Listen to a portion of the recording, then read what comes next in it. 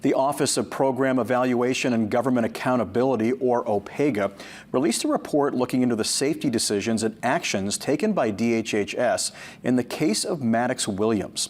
Maddox's mother is currently serving a 47-year prison sentence for murdering the 3-year-old boy. An autopsy found Maddox had fractured his spine and internal bleeding in his abdomen and brain. Maddox's death is one of several high-profile child deaths in the last few years. That led to intense scrutiny of DHHS.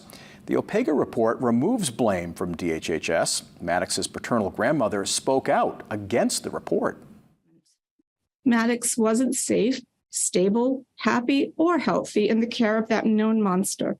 How could you sleep at night knowing the departments you oversee has blood on their hands?